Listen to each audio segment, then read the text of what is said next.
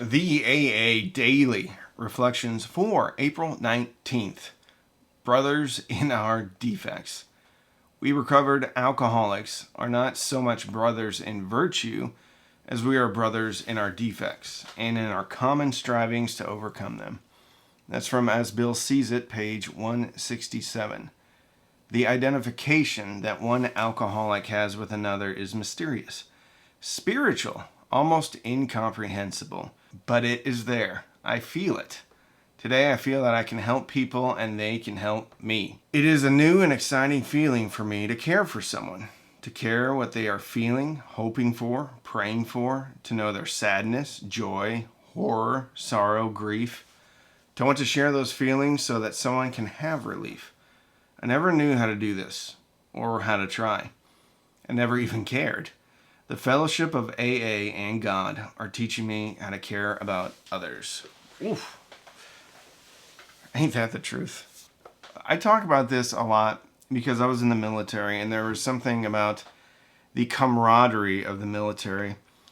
Even if you didn't like people that you were serving with, there was something obvious that we had all gone through the same thing, whether it was the training or something that happened when we were deployed.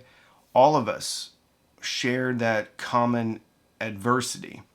And I see this all the time in AA, where people might not necessarily be friendly, but there is a certain level of understanding that nobody else can have. It's kind of like a counselor who's not a drunk or in recovery trying to help an alcoholic or an addict. I think there's a certain level that they can help, but at its core, the only person that will ever truly understand a drunk or an addict is another drunk or an addict. I don't remember the story in the Big Book where there was I think they sent Bill in to go see a really grumpy Irishman, and the Irishman was like, well, what are you getting out of this? And Bill's like, well, I get to stay sober. And he thought that he had to pay something, or is it some type of maybe church outreach or something, cult recruitment thing that he was doing. Anyway, I found it really interesting. But because Bill was an alcoholic, and I could be getting this wrong, I think it was Bill, but because he was an alcoholic, there was this common ground, almost a negotiation tactic to try to help somebody else get sober. One of the other things that jumps out at me is the fellowship of AA and God are teaching me how to care about others. If it wasn't for the fellowship, I wouldn't be sober. Because when I first tried to get sober in Pensacola, most of the people were older than me. Some of them, I don't know. I was in my late 20s. There's a guy there in his early 40s. He had a family. They invited me over to their house. And eventually I went over and had dinner with them. And there was a group of guys that, I don't know, I hung out with. Or they kind of took me under their wing. And there was no angle. They didn't want anything from me. And it took me a long time to believe that, because one of them, Chris, called me on the phone. This is back in when we had landlines. I picked it up.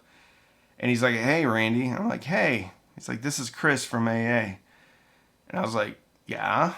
And he's like, I just want to check in and see how you're doing. And I'm thinking he's going to try to sell me Amway or something like that. It was the first time someone just called not wanting something. I'm sure somebody called in the past not wanting something, but that was my first experience. And it was a very foreign experience for me. And it stuck with me, obviously. Over 20 years later, I still remember it like it was yesterday. And it was a bit of a switch in my head because I saw someone that genuinely wanted to know how I was doing. And I believe that was kind of the chink in the armor for my recovery back then. That kind of started, I started being way more open to it. And little by slow that year, as I continued to do what I was supposed to be doing, God showed up in a very violent and obvious way. And then I was hooked. I'm like, oh, okay, this is real. And this is a selfish and self-centered disease. But to kind of have that paradigm shift to where I do care what people are feeling, hoping for, praying for. I know their sadness. I know their joy, horror, sorrow, grief. I know their challenges. And not only do I empathize with that, but I understand it at a level that nobody else can. I love this because there's the common adversity theme, which builds camaraderie. There's the paradigm shift from being selfish to actually caring about others.